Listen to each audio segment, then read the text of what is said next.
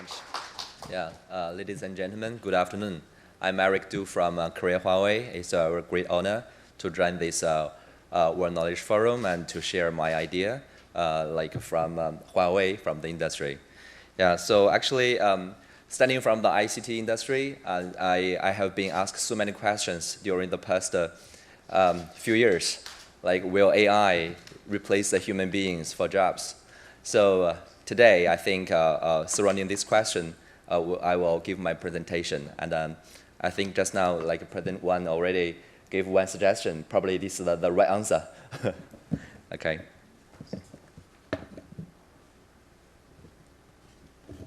So yeah, it's gonna be show my agenda here. So I will take around like 10 minutes to finish my presentation. So the World Economic Forum projects that in the next 5 years, probably 83 million jobs will disappear, while like 69 million new ones will be created. So the real question is not, will AI take our jobs? But rather, then what new forms of the work can we create together with AI? So this shift in perspective is what turns threat into opportunities. So in the age of AI, actually the people always ask what kind of talent the industry will be looking forward. In our opinion, I think three competencies will be very important. The first is problem solving. I think the capacity to define the complex issues and act on them, it is quite important. A second, the integrative thinking, like connecting the diverse field, creating the new value is also very valuable. And the third, the AI literacy, everything is based on this. Actually, understanding the limitations of the technologies and using it ethically, it is quite important. So I think the age of the knowledge is, scoping the knowledge is not over, but the winners are those who can rewrite knowledge in the new days. So how to get these three competencies? So we think a new paradigm in the learning is quite important, such as number one is from knowledge to the problem solving, just we already mentioned too much. And I think the students' critical thinking and the real-world problem-solving skills supported by the practical, hands-on competence. And finally, AI must be integrated across the disciplines to empower students with the technological capabilities to succeed. So we also see the numbers from McKinsey. It estimated that by 2030, so up to 14% of the global workforce will need transition into the new roles. And the PwC also found that the workers with strong AI skills earn on average 56 higher wages. So the gap of the future will not be between nations, but I think between the individuals. And actually the gap it is between the learning abilities, right? So to close this gap, the triangle of education must be reshaped. I think today we already here, we are stands for the industry, the universities, and also organizations. So we think the public education should be strengthened literacy and the ethics. It's quite important. The universities should expand project-based learning and industry collaborations to make the students really know what the industry, what is going on, and not only the knowledge itself.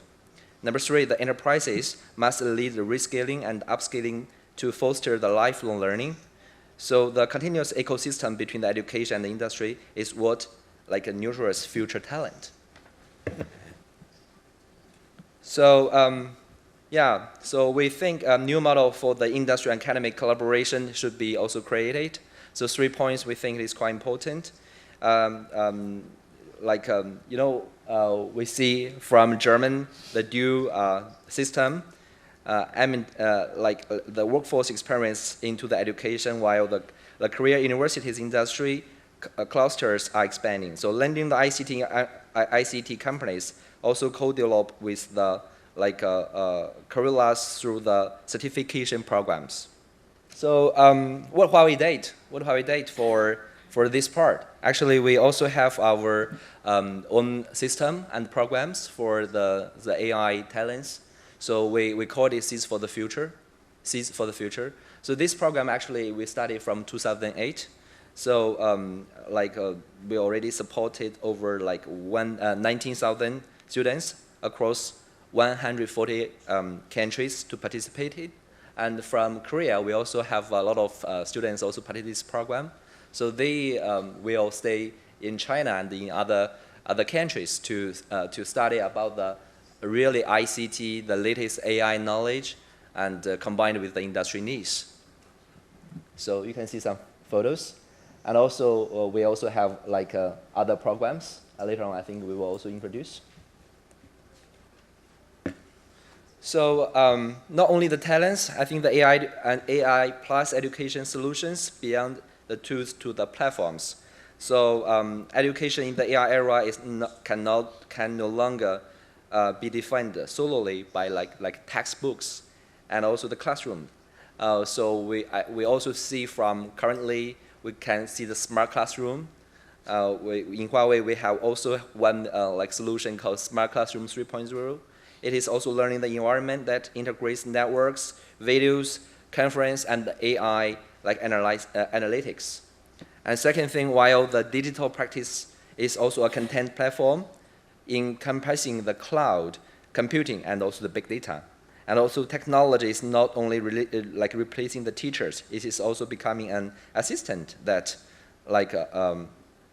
amplifies their capabilities.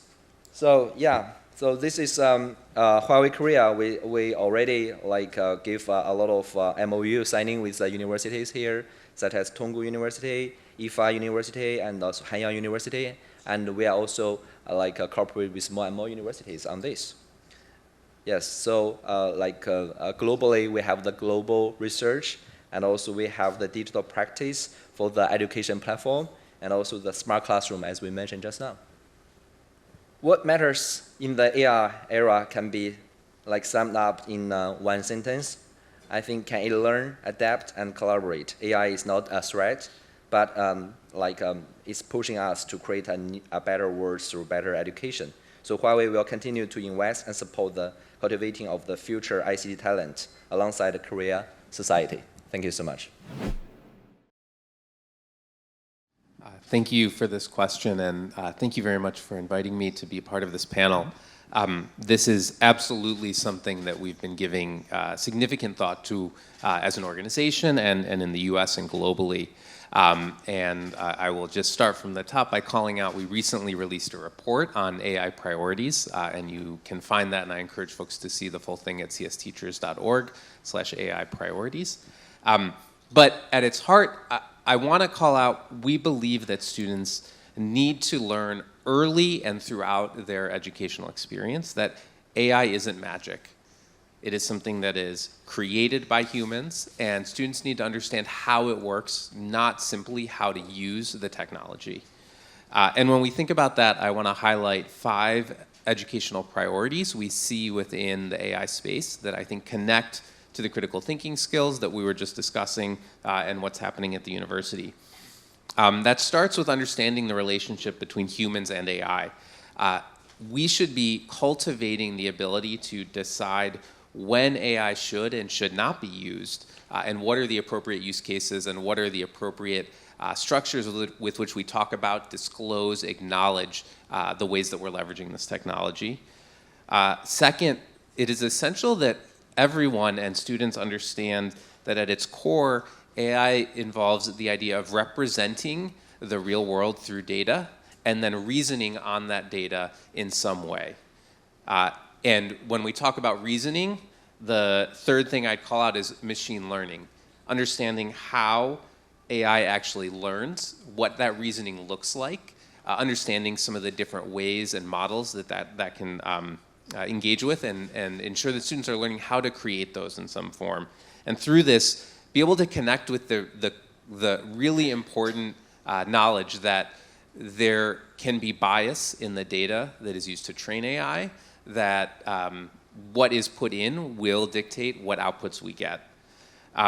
Fourth, it's essential that we cultivate the idea of ethical design and programming of these systems. As a creator of AI, and we believe that every student should have the agency to see themselves as a potential creator of AI, you know that it is your responsibility to think about what fairness within your system means, what you can make transparent within how an AI system works, and how people can be held accountable for the decisions or conclusions that an AI system makes.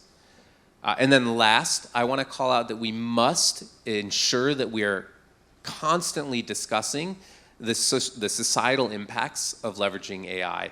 That means talking about the effect on jobs, what's going to happen as the economy changes, that we talk about the effect on privacy and what it means that our data is now being used in new and different ways and can be analyzed on a scale that was truly not conceivable prior to a couple of years ago. This will have an impact on what democracy looks like, how we consume and understand information and news and can tell what is real and not. And then last, it's essential that we talk about the environmental impact of AI and what that means to the world we live in. It was really wonderful to hear the idea of how, the environment, when any one of those three areas is suffering, we're all suffering, and see the environment connected to that. And I think that's really something key here as well. So at a very high level, I see those as core aspects of what we would expect every student to learn. Well, thank you so much for the question. Actually, Huawei in the past, Huawei is a very innovation company. Why we say innovation? Because every year we put our R&D investment, average is 20% of occupied our revenue. So this 20% of the revenue, we put it in the science study and also the applied technology study and everything. So after this investment, it comes out about the knowledges. So Huawei will not only use it for the business and also use it for the CSR. How we use it? So some of the knowledges we put on the platform, we call it ICT Academy. It is an online platform. So one of the program we said is ICT Academy. So in different countries, we collaborate with different universities.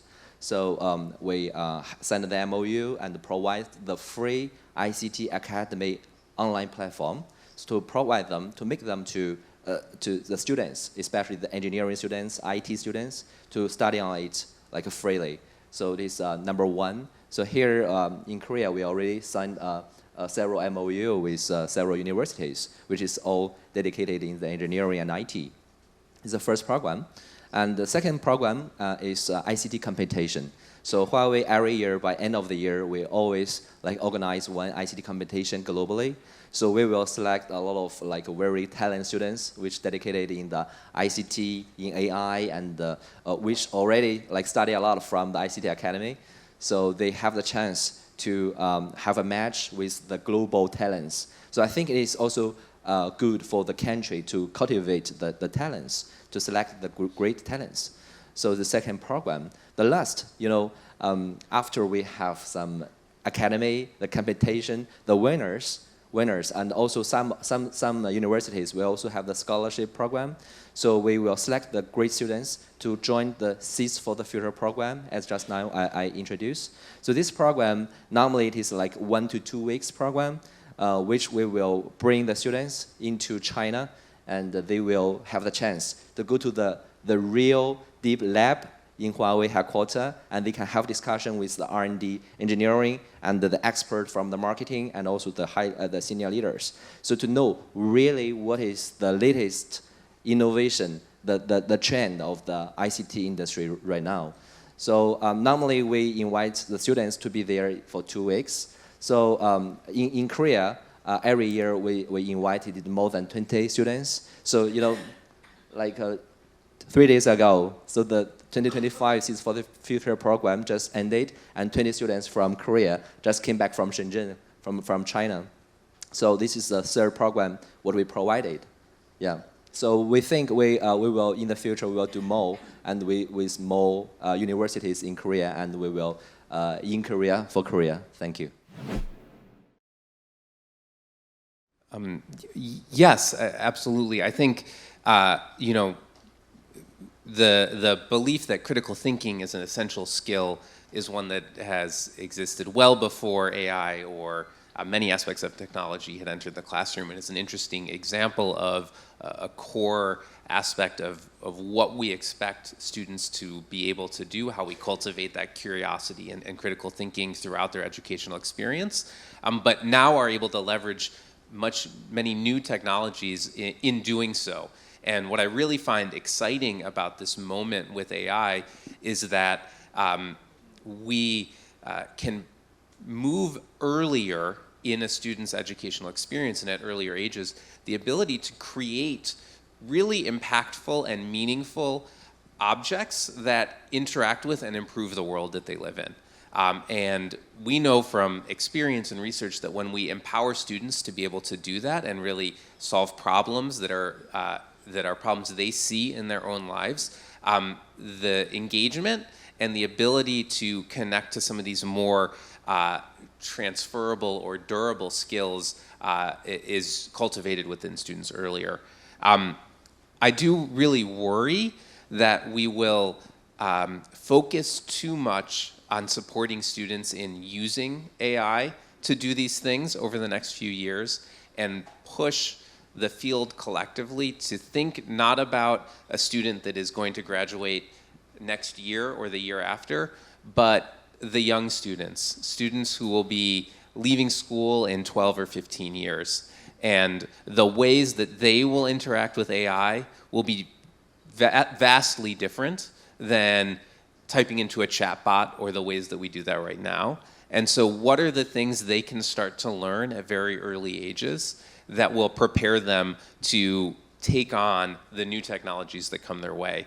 And I do think that comes down to supporting them in understanding how it works. And even very young students can learn and start to describe decision trees that apply in AI modeling as well, or engaging in ideas around fairness and what that means. That's something that very young students engage in every day, and saying, how do we talk about what's fair with you and your classmates? How do we talk about what's fair with the way that you use or interact with technology? And I'm most excited to see how that is brought out in curriculum, and how we do that in a way that really gives agency to students.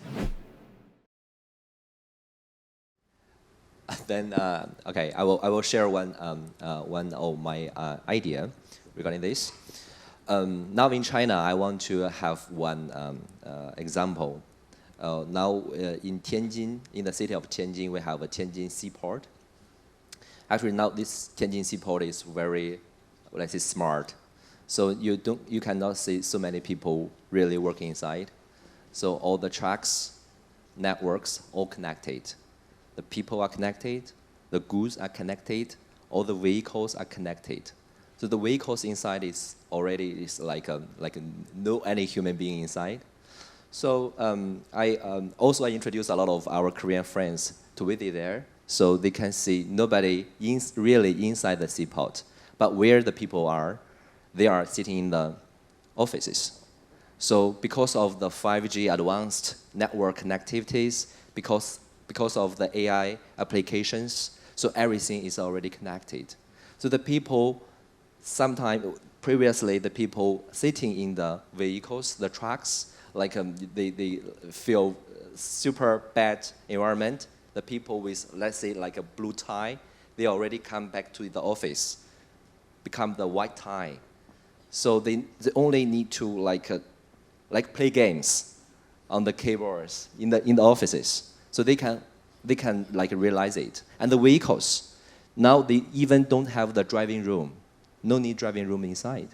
So if the technology developed like this way, it's already not only in the film, not only in the story, it's already come to the reality, how the talent should adapt to this society. I think this is what currently the society needs. Thank you. In some ways, we often talk about how education changes slowly as a problem, and I actually see it as a feature. It is important that we take the time to understand a bit more about how new technology, new capabilities will impact what students need to do, and also better understand how we can actually improve teaching and learning in a classroom. And it can feel like that's a challenge, but I actually think it's good that we're not changing everything overnight, because if you had asked industry 3 years ago what skills do students need, no one would mention AI literacy as one of those skills, and here we are, the entire conference is talking about it. The other thing that is perhaps controversial to say, but I believe deeply, is that the purpose of education is not just to get a job. And it is really important to think about the role we play as educators in cultivating lifelong learners, in sparking and growing curiosity in young people who can then take that to whatever they choose to do or whatever jobs they have, and not feel as though we only are here to serve the employment needs of future companies.